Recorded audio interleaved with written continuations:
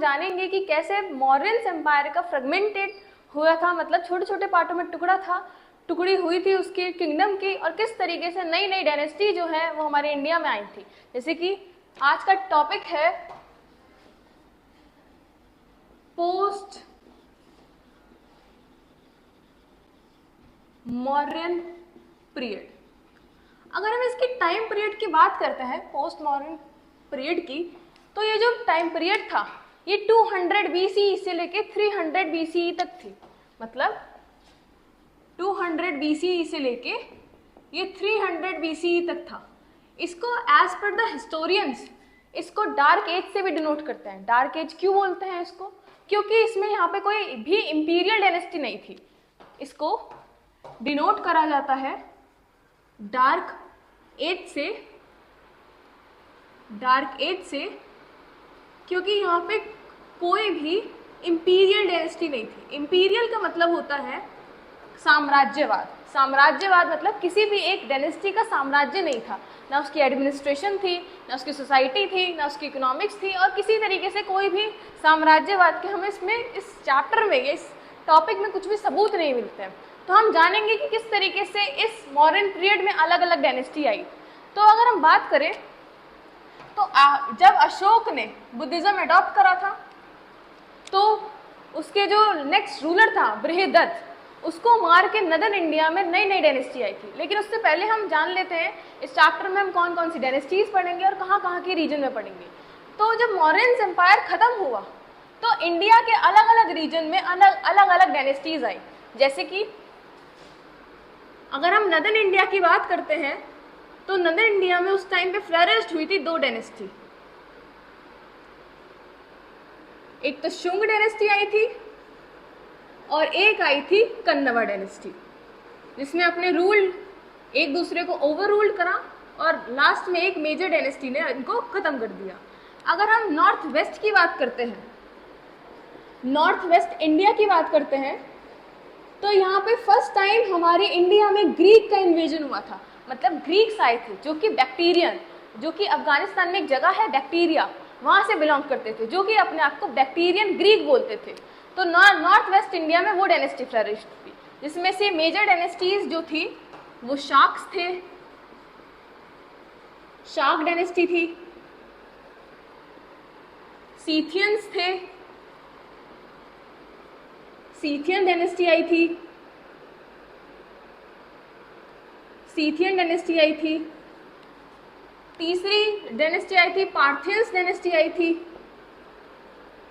और चौथी अगर डायनेस्टी की बात करें नॉर्थ वेस्ट इंडिया में जो मेजर डायनेस्टी की तरह उभरी थी वो थे कुशान्स, कुशान डायनेस्टी। अगर अब आप कहोगे कि डायनेस्टी का मतलब क्या होता है, डायनेस्टी का मतलब होता है कुल, आप किस घराने से बिलोंग करते हो। तो ये जो जिस घराने से बिलोंग करता था उसने वही अपनी डायनेस्टी को फ्लरिश करा था। अगर हम नेक्स्ट डायनेस्टी की बात करते हैं तो वो आते हैं वेस्टर्न इंडिया में। वेस्टर्न इंडिया में एक नई डायनेस्टी आई थी जिसको शाक क्षत्रप्स बोलते थे। शाक क्षत्रप्स, क्षत्रप्स एक्चुअली ग्रीक भाषा में बोला जाता है सबऑर्डिनेट रूलर को, जो कि 2 पार्ट में डिवाइड थे, कशस्त्राज में डिवाइड थे और कदम्बकाज में डिवाइड थे, और कदम्बकाज में डिवाइड थे। इन डायनेस्टीज के बारे में जानेंगे। अगर हम बात करते हैं डेक्कन इंडिया की, डेक्कन इंडिया साउथ वाला इंडिया नहीं, साउथ से थोड़ा ऊपर जहाँ पे महाराष्ट्र है और ये पूरा मध्य प्रदेश वाला एरिया है, कर्नाटका वाला एरिया है, आंध्र प्रदेश वाला एरिया है, इसको डेक्कन इंडिया बोला जाता है। क्यों? डेक्कन ट्रैप की वजह से।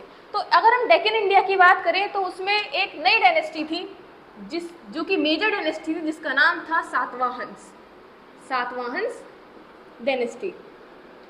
और अगर हम साउथ की बात करें तो साउथ ने भी अपने आप को इंडिपेंडेंस करा था और एक नई डायनेस्टी, अगर हम कहते हैं कि एक नया किस तरीके से स्टार्टिंग करी थी साउथ इंडिया में, तो वहाँ पे स्टार्टिंग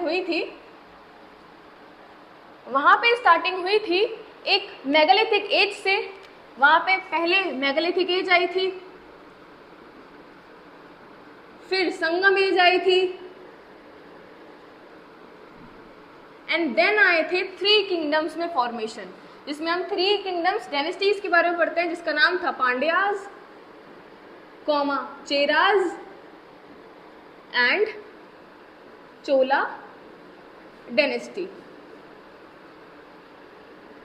तो ये था इंट्रोडक्शन की पोस्ट मॉडर्न पीरियड में हम किस तरीके से अलग अलग डायनेस्टीज के बारे में पढ़ते हैं।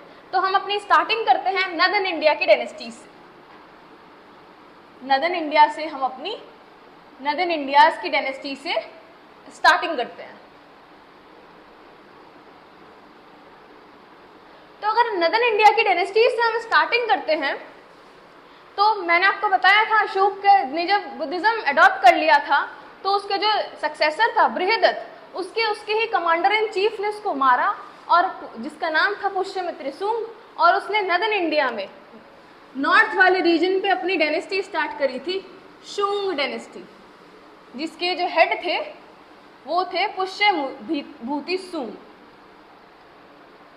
जिसने अपनी नई डायनेस्टी स्टार्ट करी थी जिसका नाम था शुंग, और उसके फर्स्ट रूलर थे पुष्यभूति सुंग।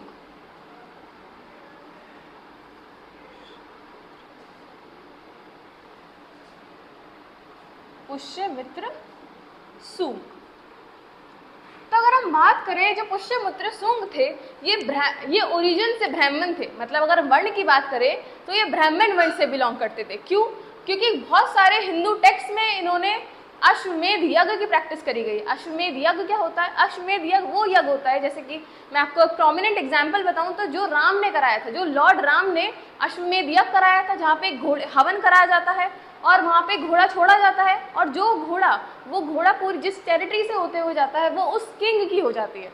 मतलब एक तरीके से अपने आप को सोवर्जिन, अपने आप को सुप्रीम दिखाने का एक तरीका है। तो इन्होंने 2 अश्वमेध यज्ञ कराए थे अपने किंगडम में, मतलब नदर्न इंडिया में 2 नए अश्वमेध यज्ञ कराए थे। तो इसी तरीके से पुष्यमित्री उनकी सुंग डायनेस्टी आगे बढ़ती रहती है, लेकिन ये इतनी कैपेबल नहीं होती है। पुष्यमित्र सुंग के बाद इनके वीक सक्सेसर की स्टार्टिंग हो जाती है, जिसमें अगर हम लास्ट सक्सेसर की बात करें तो लास्ट सक्सेसर थे इनके देवभूति, जिनको देवभूति के नाम से भी डिनोट करा जाता है, देवभूति और देवभूमि। अगर हम इनकी बात करें तो ये इतने ज्यादा वीक थे कि इनके ही खुद के मिनिस्टर, जो एक ब्राह्मण मिनिस्टर थे वासुदेव कन्नव, वो इनको मार के अपनी नई डायनेस्टी स्टार्ट करते हैं, कन्नवा डायनेस्टी। कन्नवा डायनेस्टी। अगर हम कन्नवा डायनेस्टी की बात करते हैं तो कन्नवा डायनेस्टी की फ्लरिशन मतलब किसने नींव रखी थी, तो वहाँ के रूलर थे वासुदेव कन्नव। ये भी अगर हम इनके ओरिजिन की बात करें, ये भी किस बिलोंग करते थे, ये भी ब्राह्मण समाज से, मतलब ब्राह्मण से बिलोंग करते थे, क्योंकि इन्होंने भी बहुत सारे रिचुअल प्रैक्टिस करे थे अपने आप को सुप्रीम दिखाने के लिए। अगर हम बात करते हैं वासुदेव कन्नव को सक्सेस किसने करा था, तो इन्हीं के सक्सेसर थे भूमि मित्रम, जो कि नॉर्मल किंग थे जिन्होंने सिर्फ अपनी टेरिटरी को ही कॉन्कर्ड करा था, मतलब अपनी टेरिटरी में ही रूल एंड रेगुलेशन बनाई थी। थर्ड अगर हम बात करें भूमि मित्रम को किसने सक्सीड कराया था, तो वो रूलर थे नारायण, जो नॉर्मल किंग थे, जिनकी हम बात करते हैं, इन्होंने अपने सिर्फ टेरिटरी को एक्सपेंड नहीं करा, बस जहाँ पे रूल करते थे नदर्न इंडिया में इन्होंने अपनी टेरिटरी को सीमित रखा। और फोर्थ रूलर आते हैं यहाँ के सुशर्मन।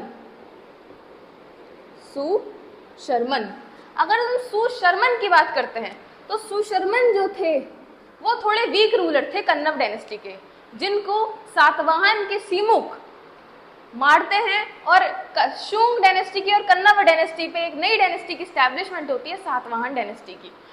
तो आज का टॉपिक हमने देखा था कि पोस्ट मॉडर्न्स के बारे में पढ़ा था, जिसको डार्क एज बोलते हैं, जिसमें अलग अलग डायनेस्टीज के बारे में पढ़ा था, और 1 बाय 1 हमने नदर्न इंडिया की डायनेस्टीज को फुलफिल किया।